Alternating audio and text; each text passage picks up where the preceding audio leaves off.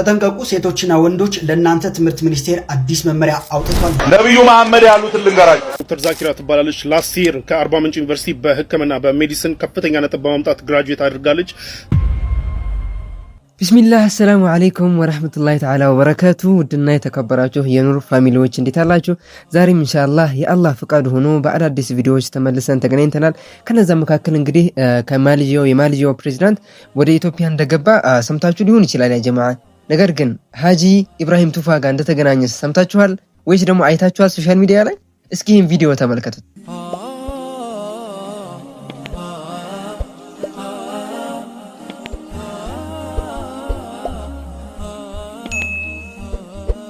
ሼህ ኢብራሂም ቱፋ መጅሊስ ፕሬዝዳንት ከሆኑ በኋላ ትላልቅ ስራዎችን ሰርተዋል። አላህ ረጅም እድሜ ይስጣቸው። በሰሩት ነገር ደግሞ አላህ አጅሩን ከፍ አድርጎ ይስጣቸው። አሁን ላይ ደግሞ እንግዲህ በሂጃብ ጉዳይ ላይ የሰጡት ማብራሪያ የሰጡት መግለጫ በጣም ሙስሊም ማህበረሰብ ያስደሰተና ብዙ ሰዎችንም ያነጋገረ ነበረ። እንግዲህ በሂጃብ ጉዳይ ሁን በሌሎች ጉዳዮች መጅሊሱ ጠንካራ ሆኖ ለሙስሊም ማህበረሰብ የሚሟገት መሆን አለበት ስንል አንደኛው ደግሞ ጠንካራ የሚያደርገው ሁኔታ ፋይናንስ ሊኖረው ይገባል ማለት ነው ኢንሻአላህ። ከነዛ መካከል እንግዲህ ማሌዥያ ሀብታም ሀገር ናት፣ ጠንካራ ሀገር ናት፣ ሙስሊም ሀገር ናት። እንግዲህ ለዚህ ደግሞ መጅሊሱ ጋር ያላቸው ግንኙነት በዚህ ልክ ጠንካራ ከሆነ ኢንሻአላህ መጅሊሳችንን የኢትዮጵያ ሙስሊም ሶሳይቲን እንዲደግፉ ያግዛል ብዬ ኢንሻአላህ አስባለሁኝ። እነዚህና ሌሎችም አዳዲስ ቪዲዮዎችን ወደ እናንተ ይዤላችሁ መጥቻለሁ። ለዚህ ቻናል አዲስ የሆናችሁ ሰዎች ካላችሁ ቻናሉን ሰብስክራይብ እያደረጋችሁ ጀማዓውን መቀላቀል ትችላላችሁ። እንግዲህ የትምህርት ሚኒስቴሩ አዲስ ህግ አውጥቻለሁ እያሉ ነው የሚገኙት። እስኪ ምን አይነት ህግ እንዳወጡ እንስማ። ተጠንቀቁ ሴቶችና ወንዶች ለእናንተ ትምህርት ሚኒስቴር አዲስ መመሪያ አውጥቷል ልንገራችሁ። ሴት ተማሪዎች የጥፍር የፀጉር እንደዚሁም ደግሞ የከንፈር ቀለም መቀባትና መኳኳል እንደዚሁም አላስፈላጊ ጌጣጌጥ ከማድረግ ትምህርት ቤት የደንብ ልብስ ቀሚስን ቁመት ከባት በታች መሆን እንዳለበትና ከአካባቢው ባህል ጋር የማይቃረን ልብስ መልበስ እንዳለባችሁ የትምህርት ሚኒስቴር አዲሱ ተማሪዎች የስነ ምግባር ረቂቅ መመሪያ ላይ ተካቷል።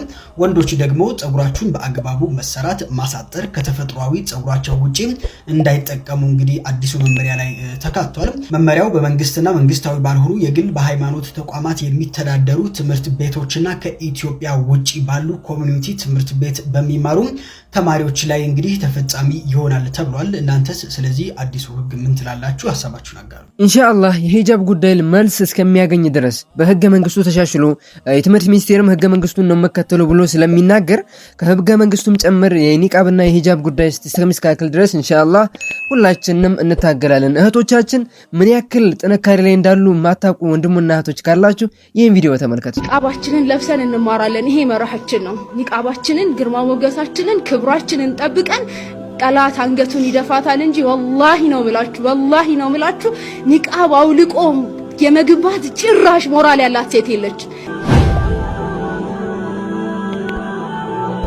ቀልድ ይመስላችኋል? ሱብሃንአላህ እነሱ በጽናት ቆመው ለመታገል ወስነዋል። ያ ጀማዓ ሁላችሁም ከጎናቸው ለመሆን ዝግጁ ናችሁ? ኢንሻአላህ ከጎናቸው ሆነን በአላህ ፈቃድ የኢትዮጵያ ሙስሊሞች ታሪክ ከጅምሩ ከዛሬ 100 ምናምን ዓመታት በፊት ጀምሮ በብዙ መስዋዕትነት በብዙ ትግል የመጣ ስለሆነ ኢንሻአላህ መታገል አይከብደንም። መብታችንን ለማስከበር ደግሞ ማንም ከውጭ መጥቶ ሊታገልልን አይችልም። ስለዚህ ኢንሻአላህ እኛው መታገል አለብን ማለት ነው። ኢንሻአላህ ነብዩ መሐመድ ያሉትን ልንገራችሁ። ነብዩ መሐመድ ያሉትን እኛ ሙስሊሞች እንንገርህ። ሴቶች ሂጃብ ይልበሱ ይሸፋፈኑ ብለዋል። ስለዚህ ሴቶች ሂጃብ ይለብሳሉ ይሸፋፈናሉ፣ አንተም ከስልጣን ትወርዳለህ። ብርሃኑ ነጋ ማነው ስምህን ቀየርኩት፣ ብርሃኑ ጨለመ ብያለሁ። ያ ጀማዓ በዚህ ስም ተስማማላችሁ? እኔ መብረቁ ጋር ተስማምቻለሁ። ስሙ መቀየር አለበት ያ ጀማዓ። አይመጥንም። ስሙና የሚያራምደው ሐሳብ ጋር ጭራሽ አይገናኝም ያ ጀማዓ። እንግዲህ ሙስሊም ከ50% በላይ ሙስሊም ካለባት ሀገር ላይ እንግዲህ መሪ ተደርጎ ትምህርት ሚኒስቴሩ እንዲመራ ሲሾም የሙስሊሞችን መብት ሊረግጥ አይደለም ያ ጀማዓ። ሙስሊሞችን አክብሮና በሂጃብ ጉዳይ ላይ ደግሞ ሙስሊሞች ሊደራደሩ እንደማይችሉ ሊያቅ ይገባል ያ ጀማዓ። እናስረዳለን። ይሄን በደንብ አድርገን ኢንሻአላህ እናሳይ ይሆናል። ሁላችሁም በቻላችሁት አቅም ከዚህ ትግል ጎን አብራችሁ እንድትቆሙ አደራ ማለት ፈልጋለሁ ያ ጀማዓ። እስቲ ዛሬ ስለ ሁለት ሴቶች ላውራ። አንደኛው ሁለቱም እዚህ ሀገር ናቸው፣ ኢትዮጵያውያን ናቸው ሁለቱምና አንደኛዋ እዚህ ጋር የምታዩት ነች ዶክተር ዛኪራ ትባላለች። ላስት ይር ከአርባ ምንጭ ዩኒቨርሲቲ በሕክምና በሜዲሲን ከፍተኛ ነጥብ በማምጣት ግራጁዌት አድርጋለች። ከፍተኛ ነጥብ በማምጣት ደግሞ የወርቅ ሜዳሊያ ተሸላሚም ነች። በሶስት ዘርፎች አንደኛ የወጣችው አንደኛ ከመላው የዩኒቨርሲቲው ተማሪዎች ከፍተኛ ነጥብ በማምጣት፣ ሁለተኛ ደግሞ ከዩኒቨርሲቲው መላው ሴት ተማሪዎች ከፍተኛ ነጥብ በማምጣትና ሶስተኛ ደግሞ ከዲፓርትመንቷ ከሕክምና ዲፓርትመንት ከፍተኛ ነጥብ በማምጣት በሶስቱም ሬከርዱን ሰባብራ ማለት ነው የወርቅ ሜዳሊያ ተሸላሚ ሆነ። ያው እዚህ ጋር ስትሸለም ምናምን ነገር የምታዩበት ነው። ላስት ይር ነው ግራጁዌት ያደረገችው ከአርባ ምንጭ ዩኒቨርሲቲ እንደምታዩት ኒቃቢ ነች።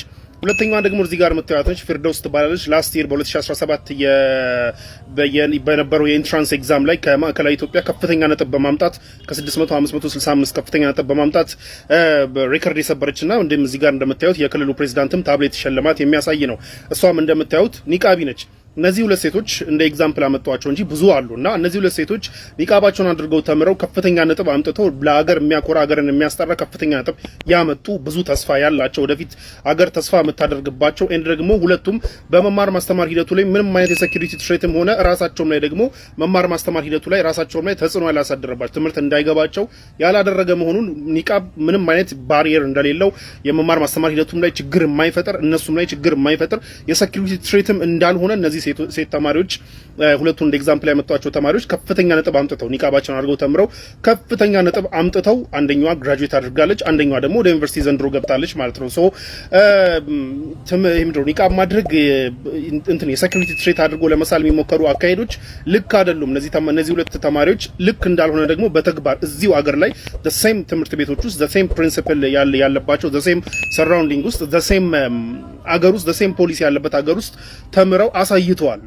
ምንም የተለየ ተአምር የለውም ኒቃብ ማድረጋቸው ምንም የሚያግዳቸው ነገር የለም። ሶ የድሮ ዝም ብሎ የማይሆን ፕሮፓጋንዳ ለመንዛት መሞከርና ኒቃብ የሚያደርጉ ሴቶች የሴኩሪቲ ትሬት እንደሆኑ ሁሉ ለማሳየት የሚሞከረው ነገር የሚያሳፍርና ሊቆም የሚገባ እንትን ነው፣ ሬቶሪክ ነው ሊቆም የሚገባና ሶ ሁለቱ ሴቶች እንዳሳዩት ሁሉ ሌሎችም ደግሞ ኒቃብ በማድረጋቸው ምንም አይነት ችግር እንደማይፈጠርባቸውና እንደዚህ እንደ ሁለቱ ሴቶች አይነት ከፍተኛ ነጥብ የሚያመጡና ለሀገር ተስፋ የሚሆኑ ልጆች በኒቃብ በማድረጋቸው ብቻ በማይሆን ፕሮፓጋንዳ ከትምህርት ሊታገዱ እንደማይገባ ማሳያ ነው እነዚህ ሁለት ሴቶች ማለት ነው። ያን ሁለቱን ያመጣሁት እንደ ኤግዛምፕል ነው እንጂ እንዳልኳችሁ ብዙ ሴቶች አሉ።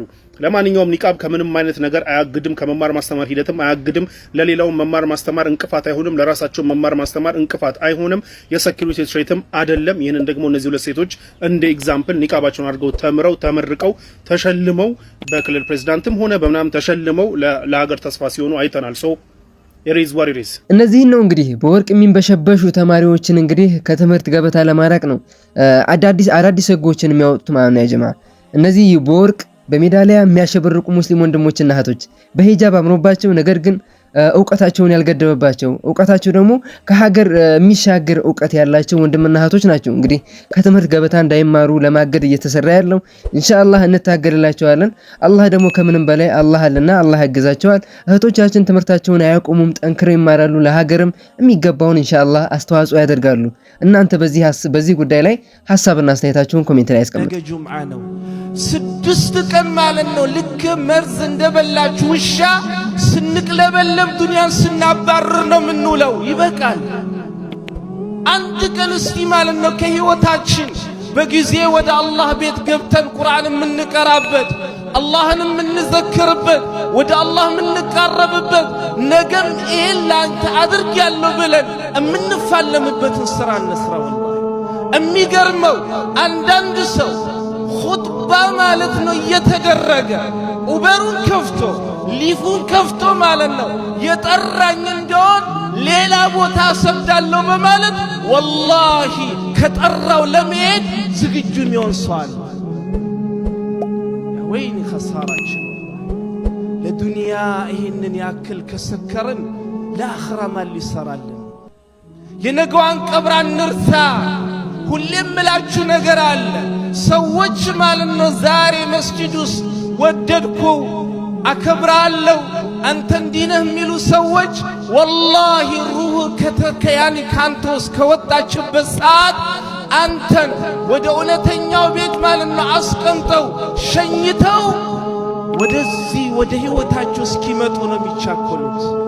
ለዛች ቤት መልፋት ያለብህ የጠበበች እንደሆነ እንዲሰፋል፣ መልካም ያልሆነች እንደሆነ መልካም እንድትሆንልህ የምታረገው ዛሬ ማለት ነው ለራስ መልፋት ስትችል። ይህን የተክል አይነት በደንብ ይዩትማ። አሁን የተወሰነ ለመንካት ብሞክር አልነካውም።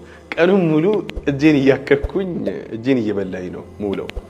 በጣም እሾሃማ ሲታይ በጣም የሚያምር ካክተስ ነው ወይም የበረሃ ተክል ነው።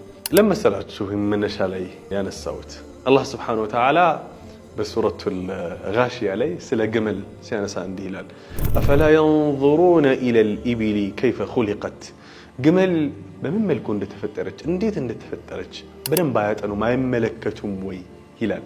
በነገራችን ላይ ስለ ግመል የተለያዩ ነገሮችን እያየው በጣም አንድ አስደናቂ ነገር ስላገኘሁኝ ላካፍላችሁ ብዬ ነው። ግመል ከሌሎች እንስሳቶች የተለየ በሆነ መልኩ ከንፈሯ ሳይጎዳ የተለያዩ ሾሃማ የሆኑ ነገሮችን የመብላት አቅምን አላህ Subhanahu Wa Ta'ala ሰጥቷታል። ይህም በረሃ ላይ ስለምትገኝ በረሃ ደግሞ እንደምታውቁት ልክ እንደ ሌሎች የምድር ገጾች በደንብ ዛፍ የሚበቅልበት ቅጠላማ የሆኑ እጽዋቶች የሚገኝበት ቦታ አይደለም። በብዛት ያሉት ልክ እንደዚህ ካክተስ፣ ዜሮፋይት ምናምን የሚባሉ ቁልቋል ምናምን የዛፍ አይነቶች ናቸው። ሹፉ ይህንን እኔ አንዴ በነካው ቀኑን ሙሉ ነው የሚበላኝ። አንድ ጊዜ ነክተር እንደዛ ስላደረገን ነው።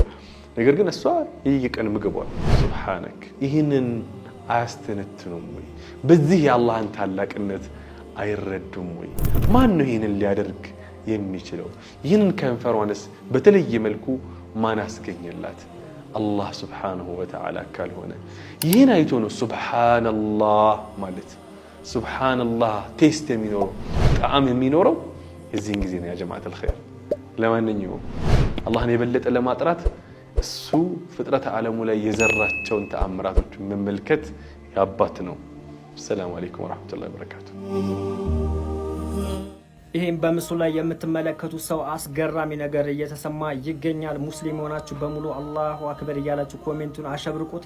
እስከ መጨረሻው ተከታተሉኝ። ይሄ ወንድማችን በምስሉ ላይ የምትመለከቱት በአሜሪካ ውስጥ ከ2 ዓመት በፊት እጅግ ዝነኛ የሆነ ፓስተር ነበረ። እሱ ብቻ አይደለም፣ በሶሻል ሚዲያ ላይ እጅግ ትልቅ ተጽዕኖ ፈጣሪ የነበረ አክቲቪስት ነው። አላህ መረጠውና ሻሃዳን ይዞ ወደ እስልምና ገብቶ ነበረ ከ2 ዓመት በፊት። ከዛ በኋላ እስልምናን ከተቀበለ በኋላ ብዙ የባህሪ ለውጦችን አምጥቶ ቁርአንን አንብቦ እስልምናን አጥንቶ ዳዋም ሲያደርግ ነበረ። ሱብሃንአላህ። እሱ ብቻ አይደለም፣ ለፍልስጤማውያንም ሆነ በዓለም ጫፍ እስከ ጫፍ እስልምና የሚበደሉበት ቦታ ሁሉ ድምጽ የሚሆን ትልቅ ሰው ሆኗል። ታዲያ ዛሬ እንደተሰማው ከሆነ ብዙ ሚሊዮን ተከታይ ባለው በራሱ ፔጆች ላይ 10ኛ የቤተሰቡ አባል ሻሃዳን ይዞ እስልምና እንደተቀበለ ተናግሯል። ያ ማለት እሱ እስልምና ከተቀበለ በኋላ የቤተሰብ አባላቶቹ 10ን አስልመዋል ማለት ነው። አላሁ አክበር። እስልምና በዓለም ላይ በፍጥነት እያደጉ ካሉ እምነቶች አንደኛ ላይ የተቀመጠው ከአላህ ቀጥሎ እንደነዚህ አይነት ጀግኖች ሰበብ